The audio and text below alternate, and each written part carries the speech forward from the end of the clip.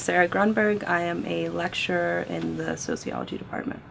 So the whole time that I was doing the master's program, doing the PhD program, I was abroad. So I wasn't really in touch with what was happening in the United States in terms of higher ed. I figured that, finishing a PhD program, getting that highest level, and producing quality work and being good at teaching, or at least figuring that out along the way and really connecting with students, would land me a job somewhere, in a position where I would be secure both financially, emotionally, that I would feel secure in terms of health insurance and benefits, that these things would be available to me. And coming to Ithaca College after all of that, I quickly realized that the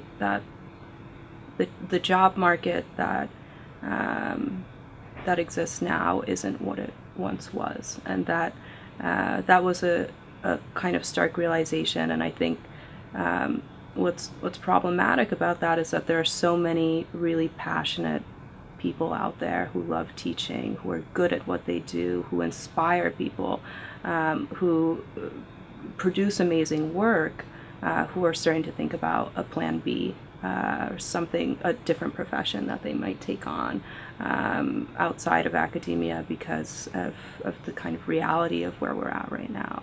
And that just makes me question, what is the future of academia in general, of higher ed? Who's going to be teaching these classes? I get paid $4,200 per 3-credit course that I teach, and I'm limited to 4 classes per year. Okay? So that means I can make a maximum of around $16,000 per year. In terms of, I believe that you all pay around $4,000 to take a 3-credit course. So that's my math there, that one student in my class is paying my salary for that class for the semester, right? And I've got 31 or 32 students in each of my classes. The limit on number of courses that you can teach has to do with credit hours. If you taught more than that, you would be eligible for health insurance and benefits. So it's to keep part-timers from being eligible for that. I also have seen the irony of all of this. The irony of getting a call or receiving a letter. I think there's one sitting right there, from the annual fund, right, or from the alumni, trying to get money from me to give back to the college, right, and at the same time being put into collections by the college for not paying my student loan that I can't afford to pay, right? So the irony, which even becomes comical at some points, where I'm like, oh my God, like Ithaca College just put me in collections and I work here and I can't afford to pay my student loans, right? The irony of that. So the only reason I can actually do my job here at this college is because my spouse's full-time untenured job subsidizes my job. Her job is over in a year because she's been there for 6 years. And at that point, they terminate your contract. And she and I are almost 50. We've been in this game for a long time. And so I actually was participating more with the union, and I realized in the last year, since her career is going to be essentially over, there's no hope that 50-year-old women in the humanities are going to have much of a chance to get a tenure line. We have to figure out what we're doing next. And so actually, I don't teach at other schools right now. What I'm doing full-time, aside from teaching, is doing all of the footwork to transition into another career, another job. I mean, the reality is the fact that, you know, being almost 50, knowing that you're going to have to transition, not knowing what your income is going to be, I think that most people in my position get used to juggling the uncertainty of it. And that is, I guess, sad in and of itself, because it's extraordinarily stressful. I really can't, I don't think there's any other way to say it. But you just get good at it. You get good at the stress, I guess. You have no choice. It's a lot. It's a lot to think about. And it's a lot to insist, in the face of all this, that you are somebody who is not expendable. I don't want that life for myself. I've got to find something else. Well, I was only thinking I was going to be here 1 year, and then depending on whenever it's appropriate or convenient for the administration, they decide when they call me if they want me back. They call me at whatever month they decide to see potentially if I want to work for them again. Not everyone has done this, but I have always encouraged setting up a meeting so I would have the opportunity to negotiate. I come in with my instructor title as my title, and I noticed that people across campus in my same contract have a higher rank or different title of assistant professor, visiting professor, etc. And so it's frustrating to go in there and advocate for yourself and then say that we don't do that in the School of HP. This is not something that we don't have this title for you, and just hope that they tell you they're going to go and talk to the provost on your behalf, and I never fully know if they actually do or not. But when they come back, usually the answer is no, or there's very slight change in the negotiation. So I've learned that being an isolated person, you can only do so much with all the power that you have. And so I've learned that the system is never going to change unless we get together and do something about it. And that's why it's also crucial, not only for the 60, we think there's about 60 of us, to not only get together with the 250 part-timers, but to get together with all the students, as many students as we can as well.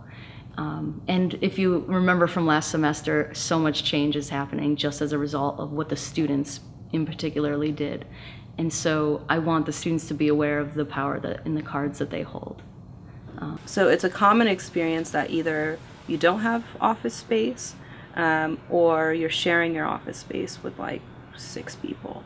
I've seen in the writing department the list of names on an office door and thought to myself, how is this even possible? I was told over the summer, actually I think a few weeks before the semester started, that my office would be needed for 2 biology part-timers, and therefore I would be moved into an office of someone who's on sabbatical right now. So I don't have my own office, right? I'm in somebody else's office. I've been working with the space that I'm given, but I think that a lot of people struggle with even having a space to talk to students. Students come into my office all the time with really hard things that they're dealing with, and to not have a space to discuss those things, I think is to the detriment of everybody involved. But it still feels a little bit strange to be in somebody else's space who's not a part-timer, and not wanting to make that space mine, or not feeling that I should or I can make this space mine. Is kind of my experience. I would say my voice is strongest with the students. And now that the union has formed, it has given a variety of faculty in various positions an opportunity to get to know each other. Prior to that, I didn't know anybody. You're a ghost. You're a ghost. So in terms of my voice, the administration has no idea who I am. They could care less. They never will. I'm expendable. I have no voice as far as that is concerned. I don't have a voice in terms of how much money I make, or whether I can teach more than 2 classes a semester. I don't have any say in whether my job can be turned into something that leads to some sort of development and promotion. It simply does not. There's no issue there. It just isn't. I am serving French fries and a hamburger. That's as far as this job gets. not having job stability is really frustrating for determining or planning a life around. If you want to settle down in Ithaca, it's not necessarily an option. You would take a risk by buying a house because you don't know if you're going to have a job here in the future, or even just being in any kind of debt and having a new car or anything like that. It's scary not knowing if you're going to have further income. So during this experience when I'm emailing with students and working with them in the classroom, I'm also constantly reapplying for new jobs. And that takes, as you all know, a lot of time. Where I could be using that time to be doing professional development and really building upon my coursework in my classes and helping and meeting with students. If we were 12% of the faculty, if we were 15% of the faculty, and we were working as adjuncts did in the 1970s to fill in, right? To somebody's on sabbatical and we're filling in, right? If that was actually our position, I would have no problem with this, right? But the problem is that it's becoming a trend that colleges are relying on part-time labor. That it's not like you're coming in for a semester and then you're gone. The average tenure is 7 years here. People are working under these conditions for an average amount of time of 7 years. I think that there's a huge disconnect in terms of the understanding of upper level administrators and what is actually happening on this campus. And that, I think that that's pretty clear in terms of the Board of Trustees being so shocked by people's dissatisfaction of Tom Roshan. There's a disconnect that they didn't know that faculty had been, the only reason it really came out the way that it did is because it had been boiling for 8 years, right?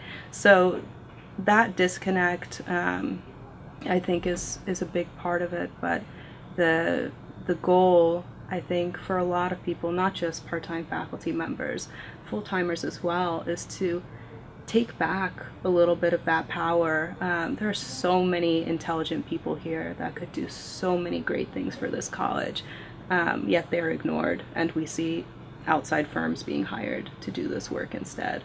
Last semester, if many of you remember, the vote of no confidence happened, and all these different groups on campus were putting on their own vote. The tenured faculty, the students had their vote. I think staff eventually had their vote as well. But there are still a number of people that had no voice, even though I've been here longer than a lot of people. I'm an alum of IC, and then I've been working here as well for 5 years. And I was receiving emails all about our voting process as a faculty, and then all of a sudden I just stopped receiving emails on how to vote, and I was unable to vote in that process. And so were everybody in my contract, and so were all the part-timers. And with that in mind, who made that decision was faculty council. And there are 60 people in my contract, and we don't have one seat or one voice representing us in the governing body of all the faculty. And it is frustrating and not as inclusive to stop receiving emails about who's going to be our next president, or do we feel that this should still be our president or not? Do we have confidence in him or not? And then getting excited about this interest in voting, and then you're ignored. And you don't know anything or hear anything, and you're just kind of like asking your coworkers, your other faculty. A student doesn't choose who they connect with, who they're inspired by, based on whether they're a full-time faculty member, a part-timer, an N10, or whatever, right? They're inspired by the person that inspires them. So if that person doesn't get called back, doesn't get a contract for the next semester, that student loses a lot. Not only that student, the department loses a lot. The campus as a whole, the college, that lack of continuity creates instability all around. And I think that, that's a kind of horrible piece of all of this as well, that students lose touch with the people who really inspire them. I have students all the time who tell me that they wish that I taught more classes, because when you find a connection between student and professor, each party wants to grow that. It's really valuable for each party, not just the student. In fact, I still keep in contact with students I taught at Syracuse University and the University of Iowa. So I don't know. For me, at least, I do keep that connection. But I do think it robs the student of an opportunity to work over the long trajectory of their college experience with the people who they connect with and are inspired by the most. Because that makes a difference. My students, former and now, will know that I'm always in their corner. They just do. But the fact that they don't have access to some of the people they would want to work with on a regular basis is, I think, something that my students feel very upset about. I certainly do, but they do too. Every adjunct I know somehow figures out how to bring their A game all the time. Because, and I think the institutions take advantage of this, but because they actually didn't get into this to make money. They want to be able to pay their bills, but they got into it because they're good at it and they love it. Any professional, whether you're not getting paid or you are getting paid, whether you can make your rent or not, you just deliver. Part-time faculty make up about 30% of the faculty here. About 33% of those part-timers are alums, are Ithaca College alumni. Ithaca College, I think, generally hires a lot of alums. So, I love this college. I'm from the area. I work alongside some of the people who have inspired me the most in my life. It's not about indicting the institution. Again, this is an issue for all of academia. Only a very small percentage of colleges and universities are progressively addressing this issue and realizing the benefits of a more stable body of faculty. And if this can catch on, I think that, again, it will make some significant changes to academia for some time to come. It was not always like this, and that's the situation. I think that is also, again, below the radar of many. It has not always been like this. It only has become like this in the last 2 decades, perhaps, and in a progressing fashion. And if that can, again, be remedied, I think that the increasing investment that the student body is asked to make and is making will be that much more valuable. But also, I think it will help justify to a certain degree the rise in tuition costs. You can't have a faculty, part-time or full-time faculty, whose wages and percentage of employment remains the same while the size of the institution and its associated tuitions continue to increase. There has to be a point at some time that there has to be a reevaluation of the existing system. Just an ongoing communication, ongoing discussion to change what should be something for the students, but not because we're treating them like customers. Because we're treating them like human beings who come here not just to get an education, a good job afterwards, but to have a total transformative experience, intellectually and personally. If there's a professor that means a lot to you, giving them a shout out in some way so the administration knows we want to keep this person, we want to rehire them. And so it's really important that the students who care and that are frustrated by this would talk about it with other people, be active in the discussions, and advocate on our behalf for those who don't have that luxury because they're not sure if they're going to be fired or not, basically. Well, part of the solution that I think faculty and students are getting on again is the idea of what is the nature and structure of shared governance, and what does that really mean? I think that we recognize that a top-down structure and a top-down structure that looks like multinational corporations with regard to pay inequity is truly problematic to the mission of higher education. And then I think we also understand that the nature and composition of the Board of Trustees needs to change, because the Board of Trustees tend to be people who come from the finance industry. They think of the university as a corporate entity instead of an institution of higher learning.